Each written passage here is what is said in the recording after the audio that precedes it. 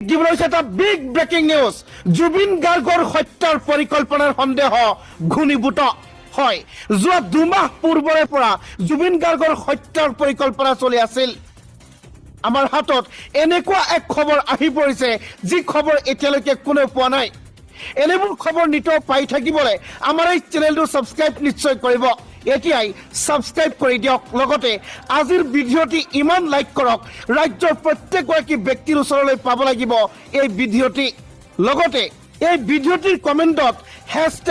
#justice4jubin বুলি লিখি নিশ্চয় যাব বন্ধু বান্ধৱীসকল আমাৰ প্ৰথমটো খবৰে ৰাজ্যবাসীৰ বাবে বহুতে গুৰুত্বপূৰ্ণ ৰাজ্যত চলি আছে জুবিন গাৰ্গৰ হত্যাৰ ন্যায়ৰ দাবী ইয়াৰ মাজতে আমাৰ হাতত আহি পৰিছে এক ব্ৰেকিং নিউজ এটা বিগ ব্ৰেকিং আপোনালোকৰ মাজত জুবিন গাৰ্গৰ হত্যাৰ পৰিকল্পনাৰ সন্দেহ ঘনীভূত বিগত এপ্ৰিল মাহৰ পৰাই পৰিকল্পনা কৰাৰ সন্দেহ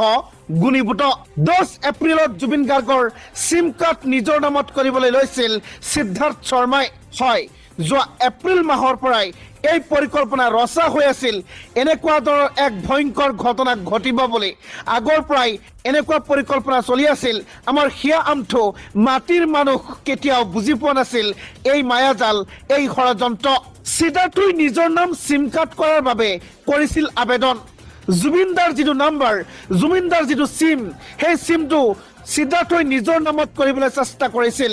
যোৱা এপ্ৰিল মাহতেই এই পৰিকল্পনা কৰিছিল সিদ্ধাৰ্থ শৰ্মাই 10 এপ্ৰিলত 4:37 সিদ্ধাৰ্থ উপস্থিত হৈছিল টেলিকম অফিচত ইয়াৰ পৰা প্ৰশ্ন হৈছে বহুত প্ৰশ্ন 1 নম্বৰ কিয় জুবিনৰ সিম কাৰ্ড নিজৰ নামত কৰিব খুজিছিল সিদ্ধাৰ্থই 2 নম্বৰ প্ৰশ্নটো হৈছে সিম কাৰ্ড নিজৰ নামত হলেই সম্পত্তি নিজৰ নামত কৰাৰ অভিপ্ৰায় চলাইছিল নেকি সিদ্ধাৰ্থ শৰ্মাই জুবিন গাৰ্গে ব্যৱহাৰ কৰা নম্বৰটো মহাৰাষ্ট্ৰ সাৰ্কুলাৰ আছিল আমাৰ অসমৰ নাছিল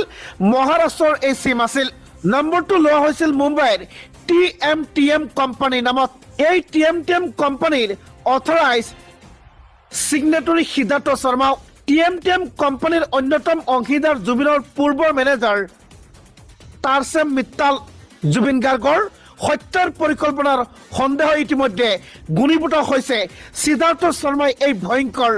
জাল বা এই ভয়ংকৰ ষড়যন্ত্ৰ কৰিছে বুলি ঘনীভূত হৈছে বিগত এপ্ৰিল মাহৰ পৰাই এই পৰিকল্পনা চলাই গৈছিল সিদ্ধাৰ্থ শৰ্মাই বন্ধুসকল আপোনালোকে কমেণ্ট বক্সত